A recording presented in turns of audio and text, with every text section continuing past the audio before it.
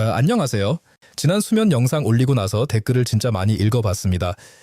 승이 이렇게 좋을 줄 몰랐어요. 여튼 아니 이렇게 많은 분들이 잠을 못 주무시는 게 신기하더라고요. 그런데 댓글을 쭉 보다 보니까 딱 하나로 모이는 말이 있더라고요. 선생님 분석은 알겠는데 그럼 나는 뭘 하면 되는 거예요? 이 말이 제일 많아놨습니다. 그래서 오늘 강의에서는 그래서 나는 뭘 하면 되나? 이것을 정리해 드리려고 영상을 만들어 봤습니다. 제가 그때 제 이야기를 했는지 잘 기억은 안 나는데 저도 한때 불면증을 겪었던 사람으로서 잠 못 잤을 때의 스트레스를 너무 잘 압니다. 제가 이 이야기는 그동안 할까 말까 많이 고민했던 이야기인데요. 불면증을 겪는 사람들을 옆에서 보는 역할이었지 그 당사자가 될 거라고는 한 번도 생각해 본 적이 없었거든요. 제가 전문이잖아요. 혈당, 호르몬, 대사 문제는 하루에도 수십 명씩 봅니다. 환자분들이 선생님 밤에 잠을 못 자요? 새벽에 꼭 깨요.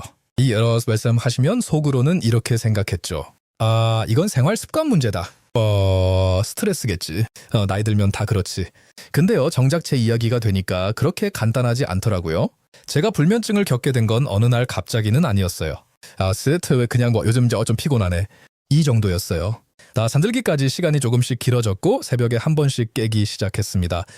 그때까지만 해도 대수롭지 않게 넘겼죠. 그러다가 새벽에 깨면 다시 잠들기 힘들었고요. 며칠 지나면 괜찮아지겠지 하면서 버텼었습니다. 그런데 며칠이 아니라 몇 달이 되더라고요.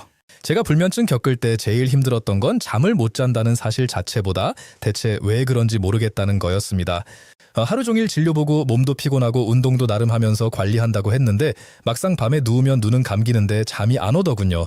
억지로 자려고 하면 오히려 심장이 두근거리고 머리가 더 또렷해졌었습니다. 그렇게 지내다 보니까 어느 순간부터는 침대에 눕는 것 자체가 스트레스가 되더라고요. 멜라토닌도 먹어보고 마그네슘도 먹어보고 소금물도 먹어봤죠. 그런데 잘 모르겠더라고요. 사람이 잠을 잘 못 자니까 다음날 컨디션이 엉망이죠. 진료는 해야 하고 집중은 안 되고 괜히 예민해지고 몸이 피곤하니까 운동도 덜하게 되었어요. 그러다 어느 날 침대에 누워서 날 밝을 때까지 못 잔 적도 있어요. 그때부터 이건 진짜 큰일이다 라고 생각이 들어서 기록을 시작했습니다. 무엇을 먹었는지, 언제 깨는지, 어떤 날은 괜찮은지 하나하나 적어봤어요. 그래도 딱 떨어지는 답은 안 나오더라고요. 안 되겠다 싶어서 결국 아는 동료 의사의 도움을 받아 수면의학을 전문으로 하는 분을 소개받게 됐습니다. 그분이 이제 얘기를 해서 한참 먼저 듣더니 이렇게 말하더라고요. 선생님 잠을 방법으로 보지 마세요. 이 말이 그때는 잘 이해가 안 됐습니다. 그래서 물었죠. 그럼 뭘로 봐야 합니까? 그랬더니 이렇게 답하더군요. 다이브로 봐야 합니다. 그날 이후로 제가 공부하는 방향이 완전히 바뀌었습니다. 그전까지는 수면이라는 걸 멜라토닌 하나, 수면 위생 몇 가지 생활 습관 문제 이 정도로만 봤거든요. 근데 수면의학 쪽에서는 아예 접근 자체가 다르더라고요. 잠을 못 자는 이유를 하나로 묶지 않습니다. 이제 잘 기대봅니다. 이 사람은 왜 잠들기 힘든가? 아니면 왜 자다가 깨는가? 그리고 어떤 신호가 그걸 만들고 있는가? 그것을 제 몸에 적용해 보니까 그제서야 퍼즐이 맞기 시작했어요. 제 경우는 혈당 문제와 신경 긴장이 같이 엮여 있었습니다. 그래서 남들이 좋다는 걸 다 해봐도 안 됐던 겁니다. 소금물은 어느 날은 좋고 어느 날은 별로였고 마그네슘은 몸은 풀리는데 새벽 각성은 그대로였고 멜라토닌은 잠들 때만 도움이 되고 깨는 건 막아주지 못했어요. 이게 전부 이유가 있더라고요. 아무튼 저 같은 경우는 원인을 알게 되니까 그것을 해결하면 되는 거였어요. 제가 겪은 불면증 이야기를 하다 보니까 말이 좀 길어졌는데 아무튼 결론은 잠 못 자는 이유가 사람마다 다르다고 지난 영상에서 말씀드렸죠. 원인이 다르기 때문에 해결 방법도 다 다르다고요. 오늘은 딱 4가지 타입만 말씀드릴 거예요. 거의 대부분의 이유이기도 하거든요. 물론 제가 말씀드릴 4가지 타입에 모두 해당이 안 되는 분들도 계실 거예요. 그런 분들은 따로 댓글로 남겨주세요. 각 타입별 증상 같은 것들을 들어보시고 제가 맞춤별로 해결 방법을 말씀드릴 테니 오늘 강의도 끝까지 들어주세요. 시작하기 전에 오늘도 부탁 하나, 잠 때문에 힘들어서 이 영상까지 오신 분이라면 좋아요 한 번만 눌러주세요. 그리고 지난 영상 댓글에 못 주무시는 분들 많은 거 알겠는데 나이대를 모르겠더라고요. 나이대는 어떻게 되는지 꼭 댓글에 남겨주셨으면 좋겠습니다. 성별까지 적어주시면 더 좋고요. 자, 이제부터가 오늘 영상의 핵심입니다. 지금부터 4가지 타입을 말씀드릴 건데요. 먼저 이 말부터 꼭 드릴게요. 다 해당될 필요 없습니다. 그리고 2-3개 해당돼도 괜찮아요. 그런데 사내 베도니스바 해결하려고 하지 마시고 하나만 먼저 해결해 보려고 하세요. 왜냐하면 잠 문제는 여러 개를 동시에 고치려고 하면 거의 다 실패합니다. 저도 그랬고 환자분들도 대부분 그랬었어요. 그럼 이제부터 첫 번째 타입부터 차례대로 말씀드릴게요. 자, 첫 번째 타입입니다. 이게 의외로 정말 많고요. 댓글에서도 가장 많이 보이는 타입입니다. 야, 누우면 가슴이 답답해요. 숨이 깊게 안 쉬어지는 느낌, 심장이 두근거립니다. 그리고 자다가 종아리에 쥐가 나거나 손발이 차가워서 이불 속에서 계속 뒤척이시는 분들, 잠은 자고 싶은데 몸이 가만히 있질 못한다. 이런 느낌 딱 아시는 분 계시죠? 이 스펀모 푸드는요, 보쪽 문제입니다. 이 I타입의 핵심은 전해질 불균형입니다. 전해질이라고 하면 되게 어려운 말 같죠? 근데 쉽게 말하면 이거예요. 몸속에서 신경이 신호를 주고받고 심장이 박동하고 근육이 수축하고 이완할 때 필요한 미네랄 균형입니다. 이 어get제 무너지면 몸은 가만히 쉬어야 하는데 계속 깨어 있어야 하나? 이 신호를 보냅니다. 그래서 머리는 자려고 하는데 몸이 말을 안 듣는 거예요. 이 타입이 특히 많은 이유가 있습니다. 나이 들수록 땀 조절, 신장 기능, 호르몬 균형이 같이 변합니다. 특히 저녁 시간에요.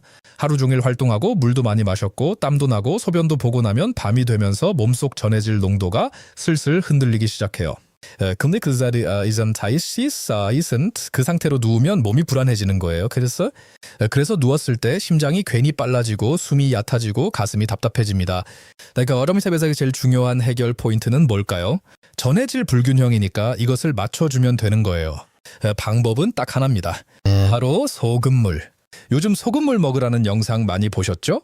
실제로 효과 본 분들이 은근 많아요. 이 얘기하면 바로 걱정부터 하시는 분들 계세요. 안 그래도 짜게 먹는데요. 소금 먹으면 혈압 오르지 않나요? 자, 정리해 드릴게요. 지금 말하는 이 소금물은요, 이건 평소 밥 먹을 때 나트륨 섭취 얘기랑 개념이 완전히 다릅니다. 밥 먹으면서 먹는 소금은 대부분 나트륨만 많은 형태고 미네랄은 거의 없습니다.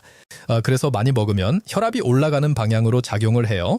지금 말씀드리는 이 소금물은 짜게 먹자는 얘기가 아닙니다. 마셔봤을 때 이게 소금물인가? 싶을 정도로 양도 정말 적어서 염분 섭취라기보다는 몸에 필요한 전해질을 보충해주는 느낌인 거예요. 그리고 또 하나 중요한 포인트는 전해질 불균형이라고 해서 무조건 소금이 부족한 게 아닙니다. 실제로는 나트륨은 충분한데 수분이 많아지거나 칼륨, 마그네슘이랑 비율이 깨진 경우가 훨씬 많아요. 이럴 때 몸은 심하게 두근거리고 근육이 긴장하고 불안해집니다.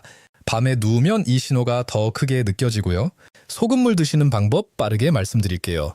미지근한 물 한 컵 정도 약 200ml에다가 천일염이나 암염, 미네랄 소금을 아주 소량 집게 손가락으로 살짝 집은 정도면 충분합니다. 한 여건 승 정도, 많아도 0.5 이하여야 합니다. 컵에 넣고 잘 저어서 잠자기 60분에서 90분 전에 천천히 마십니다. 벌컥벌컥 아니에요. 짠맛은 거의 안 느껴져야 해요. 소금물 맞나? 시터 정도여야 합니다. 여기서 한 가지 꼭 짚고 갈게요. 이 방법은 수면제를 대신하는 게 아닙니다. 그래서 가비고 벌써 졸리길 기대하면 또 실망할 수 있어요. 이 방법 디마슨 부들은 부등기론 타바슨 것을 봅니다. 마시고 나서 심장 두근거림이 줄고 숨이 깊어지는 느낌, 몸이 이불 안에서 덜 불안해지는 느낌, 이게 느껴지면 이 타입이 맞을 가능성이 큽니다. 반대로 마셨는데 속이 불편하다, 몸이 더 답답하다 이러면 이 타입이 아닐 수 있습니다. 이 전해질 불균형이 맞다면 소금물 드시고 당일에서 3일 안으로 반응이 있을 거예요. 잠 변화는 보통 이틀에서 일주일 사이에 옵니다. 3, 4일 동안 소금물 먹어도 변화가 없다면 전해질 불균형 타입 아닌 겁니다. 그리고 꼭 말씀드려야 할 주의 사항, 고혈압약을 드시거나 신장 질환이 있으신 분, 염분 제한을 의사에게 직접 들으신 분들은 반드시 담당 의사와 상의하세요. 자, 이제 두 번째 타입으로 넘어가겠습니다. 이 타입은요, 잠드는 건 비교적 괜찮은데 꼭 자다가 깨는 분들입니다. 매일은 아니어도 새벽 2시, 3시, 4시쯤 비슷한 시간에 눈이 번쩍 떠져요. 눈을 쌓아다는데 생각이 정신이 또렷합니다. 잠이 안 온다는 느낌보다는 깼다는 느낌이 더 강해요. 그리고 산업버스 깨면 다시 잠들기가 어렵습니다. 그리고 심장이 한 박자 빨라진 느낌, 몸이 덥거나 식은땀이 나는 느낌, 어떤 분들은 그건 화장실 때문에 깬 것 같아요. 이렇게 말씀하시는데 가만히 따져보면 화장실이 급해서 깬 게 아니라 깨고 나니까 화장실이 생각난 경우가 훨씬 많습니다. 이 간다입의 새김은 재미 문제가 아니라 혈당이에요. 사람 몸은 자는 동안에도 계속 에너지를 쓰거든요. 그래야 되니까 자는 동안에도 혈당은 서서히 떨어집니다. 이건 정상이에요. 만재는 완데 빠게 떠내려칠 때입니다. 이스라도 금바닥이 떠떨어지면 놈은 인디스럽게 반응합니다. 이거 위험한데? 지금 에너지가 부족해지면 안 되는데. 근데 그 순간 스스로를 깨웁니다. 아드레날린, 코르티솔 같은 각성 호르몬을 확 올려서요. 각 결과가 대비역 가성 겁니다. 자, 그럼 이 타입은 혈당이 문제면 혈당이 밤새 안정되게 바꾸면 되겠죠. 방법을 아주 현실적으로 말씀드릴게요. 첫 번째, 저녁 식사를 너무 늦게 하지 마세요. 가능하면 잠들기 최소 3시간 전에는 저녁을 끝내세요. 두 번째, 저녁 식사에서 단 음식, 밀가루 위주 식사를 피하는 겁니다. 밥, 빵, 국수, 과자 이런 게 문제라는 게 아니라 이것만 먹는 게 문제입니다. 저녁에는 단백질과 지방이 어느 정도 같이 들어가야 혈당이 천천히 내려옵니다. 세 번째, 저녁 식사 후에 무의식적으로 먹는 간식, 과일 한 조각, 빵 한 입, 견과 한 줌. 아닌 것 같지만 혈당형인 분들한테는 딱 문제를 만드는 습관입니다. 이 타입의 목표는 혈당을 안정적으로 유지하는 것이니까요. 그래서 공복이 너무 길어도 안 되고 밤마다 뭘 먹는 것도 안 돼요. 대신에 이 타입도 체감은 빠른 편이에요. 저녁 식사 구조를 조금만 바꿔도 새벽에 깨는 횟수가 줄고 깨더라도 다시 잠드는 게 쉬워집니다. 보통 이틀에서 3일 정도면 덜 깨네. 이 느낌이 옵니다. 일주일 정도만 저녁 구조를 바꿔보세요. 그 뒤에 새벽의 각성 패턴이 조금이라도 바뀌면 이 타입일 가능성이 큽니다. 자, 바로 세 번째 타입으로 넘어갈게요. 이 타입은요, 잠이 안 온다기보다는 몸이 잠을 못 들게 막고 있는 경우입니다. 이런 분들 계시죠? 누우면 몸이 좀처럼 안 풀려요. 어깨에 힘이 들어가 있고 허리는 뻐근하고 특히 다리가 가만히 있질 못해요. 꼭 누우면 다리를 움직이고 싶고 자세를 바꾸고 싶고 한 번씩 움찔하면서 깹니다. 이런 분들은 머리보다 몸이 먼저 깨어있는 상태입니다. 이 타입 분들한테 공통적으로 나오는 말이 있어요. 선생님, 머리는 자고 싶은데 몸이 말을 안 들어요. 이건 몸 자체가 쉬는 방법을 잊어버린 상태예요. 이 타입의 핵심은 근육과 신경의 긴장입니다. 우리 몸은 잠들기 전에 근육이 이완되고 신경의 흥분이 가라앉아야 합니다. 이게 안 되면 뇌가 아무리 이제 자자 신호를 보내도 몸이 아직 준비 안 됐어 하고 버티는 거예요. 이 타입이 요즘 특히 많아진 이유가 있는데요. 첫째, 나이가 들수록 근육 회복 속도가 느려집니다. 둘째, 난다 동안 쌓인 긴장이 밤까지 그대로 이어집니다. 셋째, 신경계가 예전처럼 딱 꺼지질 않습니다. 낮에 긴장한 몸이 밤에도 계속 미세하게 힘을 주고 있는 상태, 이러면 잠이 올 수가 없겠죠. 그래서 이 타입 분들은 잠들기 전에 스트레칭을 과하게 한다거나 마사지 기계를 세게 쓴다거나 막 이런 행동을 많이 하세요. 근데 이게 오히려 역효과인 경우가 많습니다. 그래서 뭐 있어? 미야 지금 또 뭐 하려는 거야? 이렇게 받아들이거든요. 이 타입의 해결 포인트는 딱 하나입니다. 마그네슘. 많은 분들이 마그네슘 먹으면 기절하듯 8시간을 숙면한다, 다음날 개운하게 일어난다 이렇게 기대하시는데 참고로 마그네슘은 잠 재우는 게 아니에요. 신경과 근육의 흥분을 낮추는 것입니다. 마그네슘을 먹고 바로 졸릴 거라 기대하면 실망합니다. 매그네슘은 어떤 걸 드시느냐? 약국에서는 거의 산화 마그네슘만 팔거든요. 이거 말고 글리시네이트 마그네슘 이것을 사세요. 이게 흡수가 잘 됩니다. 자기 직전에 먹는 게 아니라 잠들기 1시간에서 2시간 전 100에서 200ml 이 정도에서 시작하세요. 몸이 덜 뻣뻣해진다, 누웠을 때 다리가 덜 불안하다, 자세를 덜 바꾸게 된다, 움찔거리는 횟수가 줄어든다. 이게 느껴지면 이 타입이 맞습니다. 성공 신호는 잠이 아니라 누웠을 때 느낌을 보는 거예요. 그리고 한 가지 더, 이 타입 분들은 하루 종일 자기 몸에 힘을 주고 사는 경우가 많아요. 어깨에 힘 들어가 있고 턱에도 힘. 그래서 효과를 보려면 하루 이틀은 좀 지켜보셔야 합니다. 이렇게 옵니다. 첫날 몸이 좀 덜 불편하다. 누웠을 때 다리가 덜 신경 쓰인다. 셋째 날 어느 순간 내가 언제 잠들었지? 옵니다. 이게 이 타입의 정상적인 변화예요. 3, 4일 했는데도 변화 없으면 이 타입이 아닐 가능성이 큽니다. 이것도 주의사항은 역시 드시는 약이 있다면 꼭 주치의와 상담하세요. 자, 마지막 네 번째 타입 말씀드릴게요. 이 아이다변 앞에 세 가지랑 조금 다릅니다. 아예 졸린 느낌이 잘 안 오는 분들입니다. 이런 말 해보신 적 있죠? 눈은 감기는데 졸린 건 아닌 느낌이에요. 누워있긴 한데 잠이 올 것 같지가 않아요. 근데 재밌는 건 이 타입 분들 한번 잠들면 새벽에 잘 안 깹니다. 문제는 잠이 안 온다는 거예요. 이 아이타입의 핵심은 잠을 시작하라는 신호가 약해졌다는 겁니다. 그 신호가 뭐냐면 다들 들어보셨죠? 멜라토닌입니다. 근데 여기서 오해 하나부터 풀고 갈게요. 멜라토닌은 잠을 강제로 재우는 듯한 물질이 아닙니다.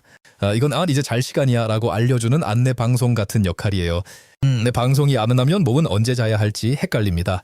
나이가 들수록 이 안내 방송이 점점 약해지거든요. 이 타입 분들이 자주 하는 실수가 하나 있는데 졸리지 않은데 일단 누워요. 왜냐하면 그래도 누워 있어야지 누워 있다 보면 잠이 오겠지 이렇게 생각하거든요. 근데 이게 오히려 멜라토닌을 더 방해합니다. 몸은 아직 자라는 신호를 못 받았는데 침대에 누워 있으니까 뇌가 이렇게 받아들여요. 지금은 잘 시간이 아닌데? 그 순간 보세요. 각성 모드가 딱 켜집니다. 이 타입에서 해결 포인트는 딱 하나. 멜라토닌을 나오게 만드는 조건을 맞추는 것, 이게 전부예요. 그래서 이 ECS 바이오나스중력 화사견은 이게 아니라 환경입니다.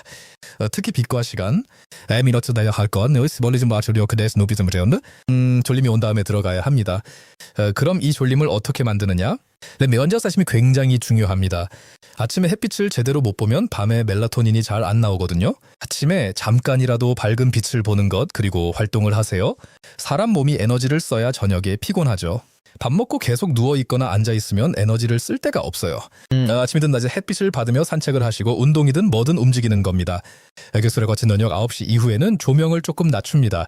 이런 분들 집에 밝고 하얀 형광등 이런 거 저녁에 켜지 말고 간접 조명으로 은은하게 켜세요. 어밤이 야온 마디오라도 카스케유는 게메사됩니다. 칸. 그리고 침대 들어가기 전까지 강한 화면은 최대한 피하는 거예요. 이걸 며칠만 해도 졸림이 오는 시간대가 앞으로 당겨집니다. 멜라토닌 하면 보충제 얘기를 안 할 수는 없겠죠. 이사 의미는 있을 수 있겠죠. 아침반도 컨서서요. 매일 먹는 수면제처럼 쓰면 안 됩니다. 멜라토닌 드시고 잘 잤다고 이게 잠을 재워주는 거구나 이렇게 착각하기 시작하면서 매일 먹기 시작하거든요. 이렇게 되면 나중에는 어떻게 되냐면 이 신호는 밖에서 들어오는 거네 하면서 내 몸에서 만들어야 할 멜라토닌 분비가 더 줄어들 수 있어요. 또 시중 제품 보면 고용량 많거든요. 많이 먹는다고 효과가 더 좋아지지 않습니다. 오히려 머리가 멍해지거나 아침에 더 피곤해질 수 있어요. 이미 잠을 못 자서 밤낮이 뒤바뀌어 있거나 생활 리듬이 완전히 깨졌거나 여행이나 일정 변화로 잠시간이 밀려 있을 때 이럴 때 단기간 사용은 괜찮아요. 하지만 앞에서 말씀드린 걸 하시면 충분히 보충제 없이도 졸리게 될 거예요. 자, 총 4가지 타입 말씀드렸는데요. 지금까지 말씀드린 타입을 들으면서 이런 생각 드신 분도 있을 거예요. 나는 더 파슈즘 여기 가스가슨 괜찮습니다. 저도 2개 섞였었으니까요. 몸이 불안한 타입이면 몸부터 안정시키고 자꾸 깨는 타입이면 깨는 원인부터 정리하고 몸이 안 풀리는 타입이면 몸부터 풀고 졸림이 안 오는 타입이면 신호부터 만들어야 합니다. 그리고 이 말도 꼭 드리고 싶어요. 잠을 못 자는 기간이 길수록 사람은 자꾸 자기 자신을 탓하게 됩니다. 제가 그랬거든요. 네, 내가 예민해서 그런가? 내가 너무 약한가? 오늘 보신 것처럼 몸이 보내는 신호가 조금씩 어긋났을 뿐입니다. 신호를 잘못 해석했으니까 해결도 엉뚱한 데서 찾았던 거예요. 시청자분들은 어떤 타입인지 댓글로 남겨주세요. 그리고 잘 모르겠다면 증상을 남겨주시면 제가 어떤 타입인지 답글 달아드릴게요. 오늘 강의가 조금이라도 도움이 되셨다면 좋아요 한번 눌러주시고요. 주변 잠 못 자는 지인들에게도 공유 많이 해주세요.